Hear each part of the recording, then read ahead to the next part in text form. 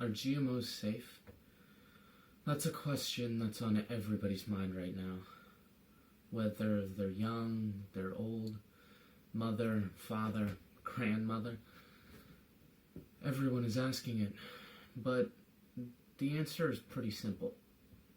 Yes, they are safe. There may be downsides, such as it could potentially leave the area and destroy native species due to its dominance. But those problems are very controlled. We work our hardest to stop these from ever happening. It's important to recognize whether the pros outweigh the cons.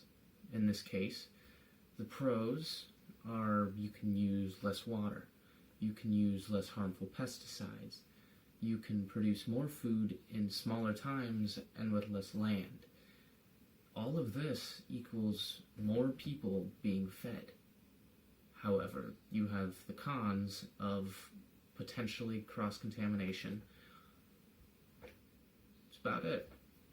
There are some people that suspect it has health problems, but as of now, no scientific evidence has come of this. So, what is all this hubbub about?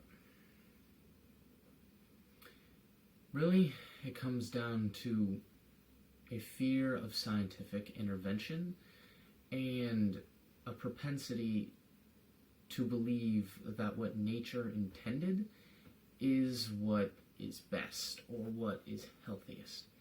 This is fundamentally incorrect.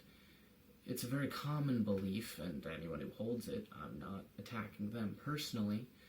However, this belief is flawed. Things that are natural does not necessarily mean they are better.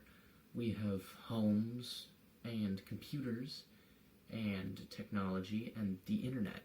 None of these are natural things, but you would be very hard-pressed to find someone who said that either set back or harmed humanity in any way.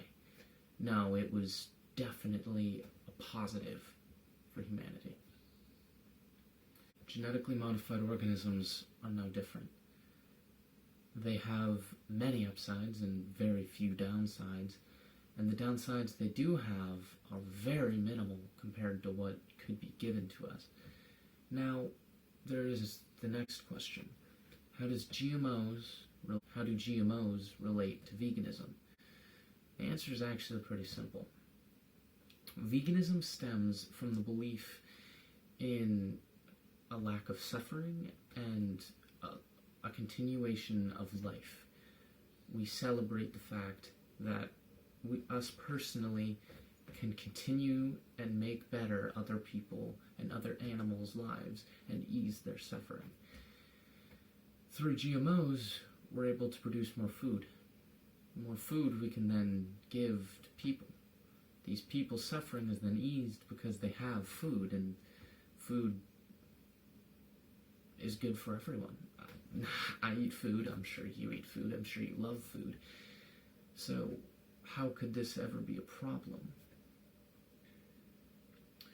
There's another con in this, in the production of food and how that relates to poverty that I haven't addressed yet.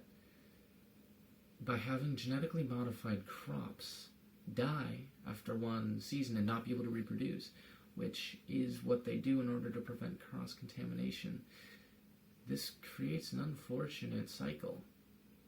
That means that small farmers have to constantly go to these laboratories and the rich and first world. That, to me, is the biggest problem with GMOs.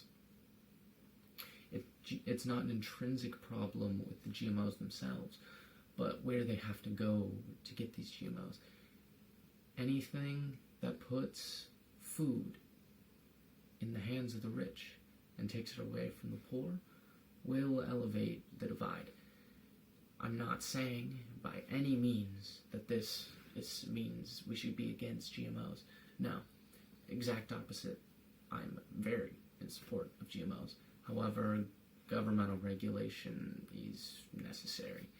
We prevent monopolies we prevent many things that could seriously harm the consumer.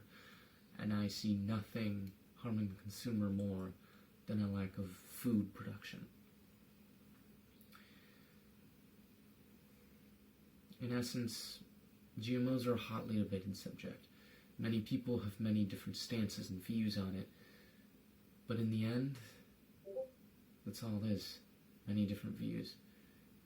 Scientifically and ethically, you should be in support of GMOs.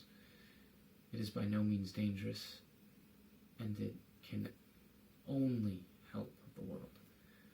Food is absolutely necessary, and to help the world in such a meaningful capacity, what could be better?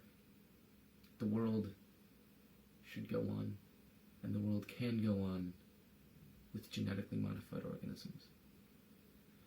I'm Vegan Normie. Thank you for watching my video. If you liked it, please subscribe and like my video down below. Heavily appreciated. Thank you very much.